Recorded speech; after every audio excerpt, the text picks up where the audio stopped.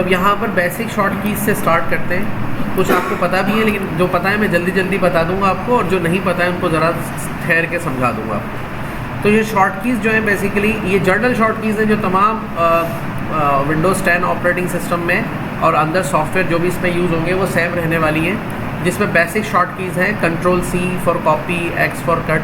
अच्छा, थोड़ा सा एक चीज़ समझा देता हूँ। ये जो CTRL लिखा होता है जो हमने कल पढ़ा था, कंट्रोल का बटन होता है। प्लस का मतलब होता है कि इसको होल्ड करके रखना है, इसको होल्ड करके रखना है, और साथ में ये वाला बटन दबाना है। मतलब अगर इसको हम प्रैक्टिकली देखें तो ये काम कैसे होगा, ये काम ऐसे होगा कि आपने ये बटन ऐसे होल्ड करके रखना है एक हाथ से, और फिर ये वाला बटन दबाना है। ठीक है, तो ये शॉर्ट की काम करेगी। मतलब प्लस का मतलब यहाँ पर ये होता है। कुछ लोग ये समझ रहे होंगे कि कंट्रोल के साथ फिर प्लस का बटन दबाना है, फिर आगे एक्स का या सी का बटन दबाना है, तो ऐसा नहीं है। कंट्रोल का बटन दबा के होल्ड रखना है, और फिर C, X, V, Z, Y, A, S जो भी दबाना है वो शॉर्ट की को परफॉर्म करेगा। ये बात किसी को अगर नहीं समझ में आई है तो पूछ लें। अब समझ में आ रही है आपको? ओके, अब इनको परफॉर्म करेंगे। देखिए, Ctrl+C, Ctrl+V, X, cut, Y, select all, save, print और न्यू डॉक्यूमेंट, ये तमाम सॉफ्टवेयर में सेम शॉर्ट कीज़ रहने वाली है, और ये मैं आपको पहले भी बता चुका हूँ। वेदर इन शॉर्ट कीज़ का इस्तेमाल आप कर सकते हैं किसी फाइल फोल्डर के ऊपर, वॉटेवर वो कोई वीडियो सॉन्ग है, ऑडियो सॉन्ग है, कोई सॉफ्टवेयर है, फाइल है, फोल्डर है, किसी पर भी। एंड आप इसका इस्तेमाल कर सकते हैं किसी भी सॉफ्टवेयर के अंदर मौजूद टेक्स्ट के ऊपर, पिक्चर के ऊपर, किसी भी ऑब्जेक्ट के ऊपर। कैसे करेंगे? ये मैंने सेलेक्ट किया, Ctrl+C हो गया कॉपी, आपको पता भी नहीं चलेगा। सिलेक्शन सेट किया, Ctrl+V हो गया पेस्ट। ये मैंने सेलेक्ट किया, Ctrl+X हो गया कट, या मैंने रखा कर्सर को, Ctrl+V हो गया पेस्ट। ठीक है, सेलेक्ट ऑल, Ctrl+A दबाया, सेलेक्ट ऑल हो गया। अब क्या करना है? डिलीट करना है तो डिलीट का बटन दबा दें, कीबोर्ड से बैक स्पेस दबा दें, रिमूव हो जाएगा। ठीक है, सपोज टू भी इसको सेलेक्ट करके बैक स्पेस किया, गलती हो गई, अंडू करना है, Ctrl+Z फॉर अंडू, तो रिवर्स एन एक्शन हो गया। अब यही चीज़ मैंने किसी सॉफ्टवेयर के अंदर करके बताई, इस पर करके बताता हूँ। Ctrl+C, इस फोल्डर को खोला, इसके अंदर गए, Ctrl+V, तो उसकी एक कॉपी यहाँ आ गई, देख रहे हैं। अब इसको डिलीट करना है तो कीबोर्ड से मैंने डिलीट का बटन दबा दिया, या यहाँ से डिलीट कर दिया, ये डिलीट हो गया। Ctrl+X क्लिक किया यहाँ पे, इसको Ctrl+X कट किया, इसके अंदर जाके हमने क्लिक किया फोल्डर के अंदर, Ctrl+V किया तो वहाँ से कट हो गया और यहाँ पे पेस्ट हो गया। यहाँ से कट किया, यहाँ पे क्लिक किया, Ctrl+V कर दिया, पेस्ट हो गया। Ctrl+A दबाया, सारी फाइल्स एक साथ सेलेक्ट हो जाएंगी, Ctrl+A सेलेक्ट ऑल हो गया। अब कॉपी करें, कट करें, पेस्ट करें, डिलीट करें, आपकी मर्जी। ठीक है, तो ये बात समझ में आ रही है। ये जनरल शॉर्ट कीज़ हैं, ये इसी तरह से काम करती है, और ये इसी तरह आपको प्रैक्टिस करनी है सब पर। अब आते हैं विंडोज़ मैनेजमेंट के ऊपर। मतलब विंडोज़ मैनेजमेंट का मतलब ये जैसे एक विंडो खुली हुई है, इसके ऊपर कैसे मैनेज करेंगे।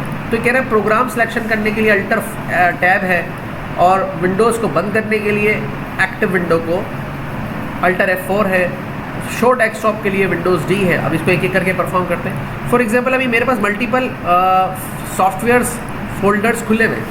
अब मुझे इससे किसी और पे जाना है, मतलब मुझे इस पर आना है, तो मैं यहाँ से क्लिक करके आ रहा हूँ। इस तरह से मैं यहाँ पे यूज़ कर सकता हूँ ऑल्टर टैब। ऑल्टर को होल्ड करूँगा, टैब को एक दफ़ा प्रेस करूँगा तो ये पूरा स्लाइडर स्क्रीन सामने आ जाएगा। फिर दोबारा टैब दबाऊँगा, फिर दबाऊँगा, फिर दबाऊँगा, जिस पर सेट करके मैं अपना ऑल्टर छोड़ूंगा वो सामने आ जाएगा। अब दोबारा देखें, ऑल्टर का बटन दबाया, टैब को मैंने एक दफ़ा प्रेस किया, अल्टर होल्ड ही है, और जिसको मुझे आगे लाना है उस पर ले जाके अल्टर को रिलीज़ कर दूंगा अपने हाथ से, तो वो सामने आ जाएगा। जो काम मैं माउस से कर रहा हूँ वो कीबोर्ड से कर लूँगा। ये देखें, ओके।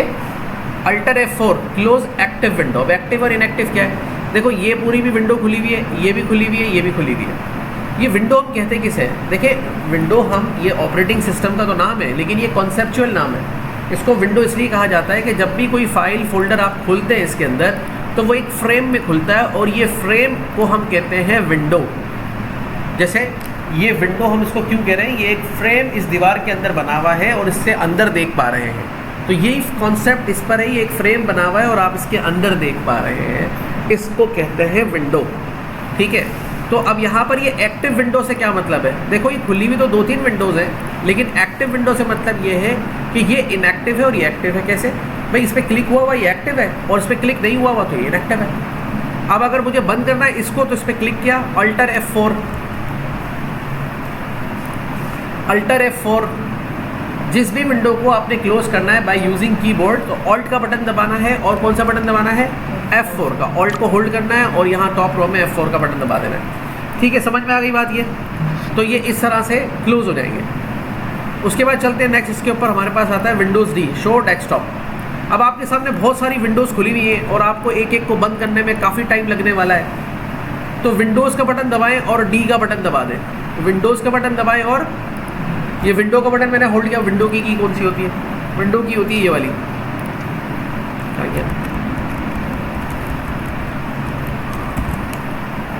डिस्क की। इसको होल्ड करके रखें और कौन सा बटन दबाएंगे, डी का बटन दबाएंगे। तो देखिए जैसे ही मैं विंडो के साथ डी का बटन दबाऊंगा ये शो डेस्कटॉप हो गया, और दोबारा दबाऊंगा तो वापस से वो विंडोज सारी एक्टिवेट हो जाएंगी सामने। यानी कि एक साथ सारी विंडोज़ क्या हो जाती है, मिनिमाइज हो जाती है। विंडोज़ एम मिनिमाइज ऑल, ये भी यही काम कर रहा है, विंडोज़ एम, और दोबारा विंडोज़ एम से वापस नहीं आएंगे तो बस ये मिनिमाइज हो ही जाएंगे इसके अंदर। तो वापस आने के लिए विंडोज़ शिफ्ट एम दबाना होता है। लेकिन विंडोज़ डी में तो क्या हो रहा था कि ये विंडो जो खुली हुई थी वो दबाने पे एकदम मिनिमाइज़ होती थी, और दोबारा वहीं से शुरू करना है तो दोबारा विंडोज़ डी दबाना था। लेकिन विंडोज़ एम में सिर्फ ये मिनिमाइज़ करेगा, यानी कि सारी विंडोज़ को मिनिमाइज़ कर देगा, वापस रिलीज़ नहीं करेगा। वो आपको फिर अल्टर टैब के साथ या माउस के साथ लेनी होगी। Windows shift M restored minimize windows, मतलब ये हमने सारी विंडोज़ खोल रखी थी और इनको मैंने दबाया, विंडोज़ एम, ये सब मिनिमाइज़ हो गई। अब विंडोज़ के साथ शिफ्ट का बटन भी दबाया, दोनों बटन एक साथ दबाया और एम दबाया तो ये वापस से मैक्सिमाइज़ हो गया या रीस्टोर हो गया। तो विंडोज़ शिफ्ट का मतलब है कि दो बटन होल्ड करके रखने ये वाले, फिर एम दबाना। विंडोज़ अप, डाउन एरो और लेफ्ट एरो, राइट एरो, ये क्या काम करते हैं? मैं देखो अब इसको समझ लो इस तरीके से। कोई भी विंडो तुम्हारे सामने खुली हुई है, जैसे ये विंडो एक खुली हुई है तुम्हारे सामने। अब देखो विंडो की तो मैंने बता दी है, अप एंड डाउन एरो भी पता है आपको। विंडोज़ के साथ डाउन का बटन दबाएंगे तो ये रीस्टोर हो जाएगा, और एक और दफ़ा दबाएंगे तो ये मिनिमाइज हो जाएगा। फिर ऊपर लाना है, रीस्टोर, अप एरो दबाएंगे। फिर मैक्सिमाइज करना है तो अप एरो दबाएंगे। विंडोज़ को होल्ड रखना है, इसको राइट साइड पे सेट करना है तो राइट एरो दबाएंगे, इसको लेफ्ट साइड पे सेट करना है तो लेफ्ट एरो दबाएंगे। ठीक है, इस तरह से आप कीबोर्ड से इसको मैनेज कर सकेंगे बाय होल्डिंग प्रेस की विंडो। विंडोज़ राइट पे एडजस्ट करने के लिए, लेफ्ट पे एडजस्ट करने के लिए, अप मैक्सिमाइज करने के लिए, डाउन मिनिमाइज करने के लिए, इस तरह से यूज़ करते हैं शॉर्टकट। ओके, अब आते हैं फाइल एक्सप्लोरर की शॉर्ट कीज़ क्या है। फाइल एक्सप्लोरर एक फीचर है, ये जो आप फोल्डर खोलते हैं that is called file explorer. इसके अंदर आप कोई भी फाइल एक्सप्लोर कर सकते हैं। तो कह रहा है विंडोज़ फाइल एक्सप्लोरर खोलने का क्या तरीक़ेकार है। यूजुअली हम इसको ऐसे खोलते हैं, कैसे खोलते हैं? अभी देखिए मैं इसको बंद कर देता हूँ, सारे फाइल एक्सप्लोरर जो है ये बंद हो गए। तो मैं कैसे खोलता हूँ, मैं यहाँ से क्लिक करता हूँ और डॉक्यूमेंट्स पे क्लिक कर देता हूँ। ये डॉक्यूमेंट जिसमें खुल रहा है फ्रेम में, इस फ्रेम को तो हम कॉन्सेप्चुअल नेम विंडो कहते हैं, लेकिन बाय डिफ़ॉल्ट इसका विंडोज़ में नाम है फाइल एक्सप्लोरर, क्योंकि इसमें आप फाइल को ईजिली एक्सप्लोर कर सकते हैं, सर्च कर सकते हैं। ठीक है, अब अगर मैं इसको कीबोर्ड से खोलना चाहूँ तो कैसे खोलूँगा? विंडोज़ के साथ ई का बटन दबाऊंगा। ये मैंने विंडो को होल्ड किया और ई दबा दिया। ठीक है, ठीक है, समझ में आ गई बात ये? अच्छा, इसको रहने दें, focus on the address bar. अच्छा, अब फाइल एक्सप्लोरर के अंदर कुछ चीज़ों को कैसे डिस्कस करते हैं, ओपन एंड फाइल एक्सप्लोरर या इस तरह की चीज़ें। जैसे कह रहा है विंडोज़ के साथ मैंने क्या दबाया, मैंने दबाया ई, तो ये खुल गया फाइल एक्सप्लोरर। आगे कह रहा है कि भाई अगर इसमें इसके अंदर रहते हुए तुम दबाओगे कंट्रोल एन तो क्या होगा, ये एक और नया फाइल एक्सप्लोरर खोल के दे देगा, मतलब डॉक्यूमेंट्स का फोल्डर दो जगह पे खुला हुआ है। ठीक है, दूसरा अगर तुम दबाओगे अल्टर डी या control L, focus on address bar. अब फाइल एक्सप्लोरर में ये एड्रेस बार होता है, ये क्लिक किया, ये एड्रेस बार है जहाँ पे हमें बता रहा है कि बेसिकली ये फाइल या फोल्डर कहाँ से है। तो इसके लिए मैंने दबाया कंट्रोल एल, तो यहाँ कंट्रोल पे गए, एल दबाया तो देखिए डायरेक्ट एक्टिवेट हो गया। सही है, यानी कि इसको एक्सेस करना है बाय यूजिंग कीबोर्ड तो कंट्रोल एल दबाएंगे। फिर इसके अंदर रहते हुए फोल्डर बनाना है तो यहाँ न्यू फोल्डर पे क्लिक कर दें।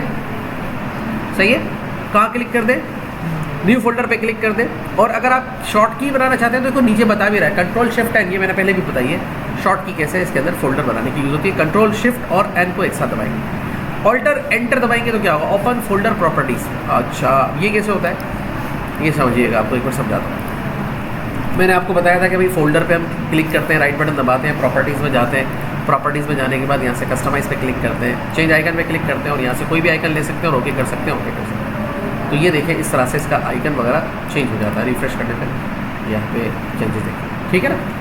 अब ये प्रॉपर्टी हम ऐसे भी खोल सकते हैं, इसको सेलेक्ट किया, ऑल्टर इंटर दबाएंगे, खुल गई प्रॉपर्टी। बात समझ में आई? मतलब अगर आप बाय यूजिंग माउस नहीं करना चाह रहे तो फोल्डर के अंदर भी मौजूद है, प्रॉपर्टी यहाँ पर भी खोलनी है तो ऑल्टर इंटर दबाएंगे तो इसी की प्रॉपर्टी खुल जाएगी। और अगर ऐसे नहीं खुल रही है तो फिर आपको उस पर क्लिक करना है और ऑल्टर इंटर दबाएंगे तो यहाँ पे प्रॉपर्टी, वैसे फिर आपको उस पर राइट बटन दबा के प्रॉपर्टीज़ में जाना पड़ेगा। ओके, क्लियर हो गया? तो प्रॉपर्टीज़ ऐसे लोड करते हैं। अब आते हैं टास्क बार की शॉर्टकट से। अब टास्क बार किसे कहते हैं? हाँ भाई शिवानी, किसे कहते हैं टास्क बार?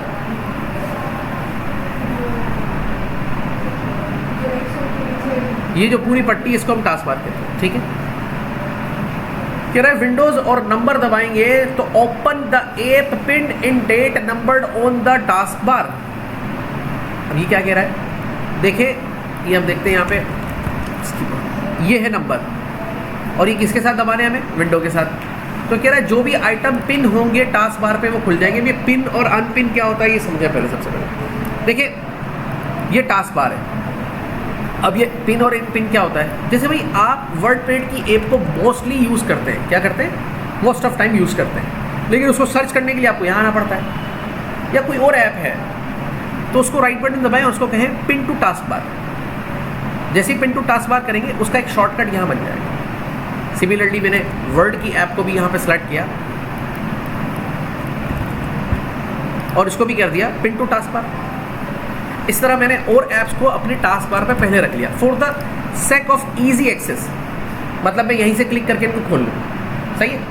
अब इनको एक्सेस में विदाउट माउस कैसे करूँगा? विदाउट माउस में इनको एक्सेस कैसे करूँगा? बहुत आसान तरीका है। देखिए विंडो का बटन दबा के होल्ड करना है और ऊपर जितने नंबर आ रहे हैं 1 से लेके 0 तक, आपने दबाया 1, दबाया 2, 3, 4, 5, 6, 7, 8, 9 और ये 10। आ रही बात समझ में? नहीं आ रही है? मतलब इनके नंबर लग गए, ये 1 है, ये 2 है, ये 3 है। अब आपने डायरेक्टली सपोज टू बी इसको एक्सेस करना है, इसको, तो इसका नंबर क्या है? 1 2 3 4 5 6। तो विंडो के साथ आप क्या दबाएंगे? सही है। और दोबारा विंडो के साथ 6 दबाएंगे तो इसको बंद कर देगा, मिनिमाइज कर देगा। आ रही बात समझ में? तो इस तरह आप विदाउट माउस इनको एक्सेस कर सकते हैं, ठीक है।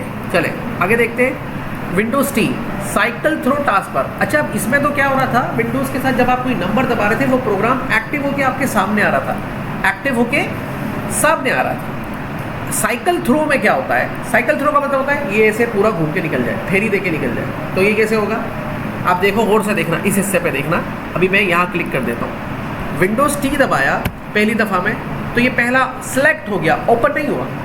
दोबारा टी दबाया, दोबारा दबाया, 4 5 6 7 8 9, ये मुझे चाहिए तो इस पर लाके छोड़ दिया और कीबोर्ड से इंटर का बटन दबाया तो लोड हो गया। फ़र्क सिर्फ इतना है। विंडोज़ के साथ कोई नंबर लेंगे तो लोड कर देगा, टी के साथ सिलेक्शन पर आएगा, इंटर दबाएंगे तो लोड करेगा।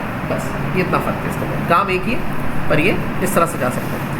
Windows control shift for number keys, open task bar apps as administrator. अच्छा यार ये थोड़ा सा आपको समझना पड़ेगा।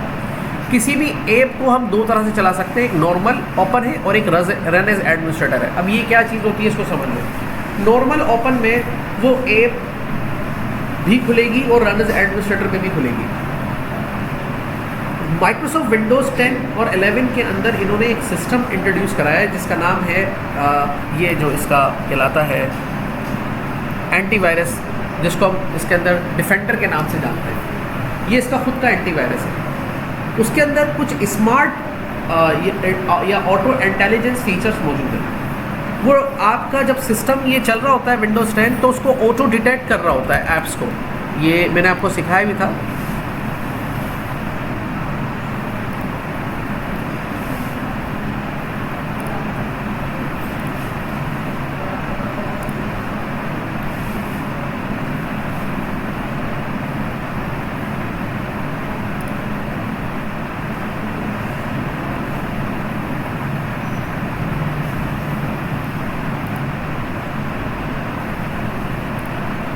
ये देखिए, ये इसमें रियल टाइम प्रोटेक्शन ऑन है और कुछ इसकी प्राइवेसी और सिक्योरिटी सेटिंग्स में बाय डिफ़ॉल्ट ये चीज़ ऐड है कि ये जितनी ऐप्स आप यूज़ कर रहे होते हैं उन सबको क्या कर रहा था, ऑटो डिटेक्ट कर रहा होता है, डिटेक्ट और स्कैन। मतलब क्या उसमें कोई मल फंक्शन या मिलिशियस कोई वायरस तो नहीं है, या उसमें कोई ऐसी कमांड तो हाइड नहीं है उस सॉफ्टवेयर में जो आपके कंप्यूटर को या सॉफ्टवेयर को डिजास्ट कर सके, इफ़ेक्ट कर सके, ख़राब कर सके। तो बाज़ोकात ये आपसे परमिशन मांगता है किसी ऐप को चलाने के लिए कि भाई आप अगर चाहते हैं तो मैं इस ऐप को एडमिनिस्ट्रेटर मोड में चला दूँ। तो कभी आप किसी ऐप को चलाएंगे जैसे नोटपैड वर्डपैड तो डायरेक्ट चल जाएंगे, किसी ऐप को चलाने पे यस नो ज़रूर पूछता है। तो वो यस नो से पूछ ये हो रहा था कि उसको कंफर्म नहीं हो रहा था कि वो ऐप इसके फ्रेमवर्क के मुताबिक, इसकी सिक्योरिटी सेटिंग के मुताबिक नहीं होती, लेकिन फिर भी ये आपसे पूछता है क्या मैं इसको चला दूँ। आप अपने रिस्क पे चलाना चाहते हैं, आप यस कर देते हैं बगैर पढ़े। तो सम टाइम वो चल जाती है और सम टाइम वो नहीं चलती। या कुछ ऐसी ऐप्स होती हैं जो विंडोज़ 10 या विंडोज़ 11 की सेटिंग्स को चेंज करती हैं ताकि वो सही तरह चल सके। तो उसके लिए इसमें एक फ़ीचर दिया गया है रन एज एडमिनिस्ट्रेटर। मतलब अगर किसी ऐप को ये नहीं चला पा रहा, ये आपको उसको रोक रहा है चलाने से, या किसी तरह से सही तरह नहीं ऑपरेट कर पा रहा, या आपको जो है डायरेक्टली उसको एक्सेस करने की परमिशन नहीं दे रहा है, तो आप उस ऐप को डायरेक्टली फोर्सिबली ये परमिशन यूज़ कर सकते हैं, रन एज एडमिनिस्ट्रेटर। मतलब भाई जो भी आप इस ऐप को चला दो, भले सेटिंग चेंज करनी पड़े तो चेंज कर, ठीक है। तो ये फीचर है इसके अंदर। अब इस फीचर के मुताबिक ये कह रहा है आपको कि भाई अगर तुम अपना ये वाला राइट यूज़ करना चाहते हो कि आप किसी भी ऐप को यहाँ से ओपन तो करना चाहते हो, लेकिन एडमिनिस्ट्रेटर मोड में ओपन करना चाहते हो, कौन से मोड में, तो फिर विंडोज़ के साथ खाली नंबर नहीं दबाने, बीच में कंट्रोल शिफ्ट तीनों को बटन को होल्ड रखना है और फिर नंबर दबाने, तो वो किसी भी ऐप को एज ए एडमिनिस्ट्रेटर मोड में ओपन करेगा। सही है, समझ में आ गई बात ये।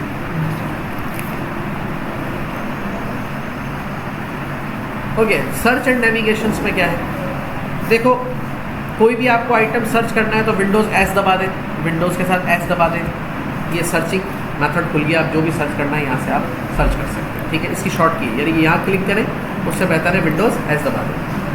अच्छा, रन डायलॉग बॉक्स है तो विंडोज़ आर दबा दें। अच्छा, मेरा ख्याल ज़्यादा हो जाएगा, बस यहीं पे रखते हैं इसको।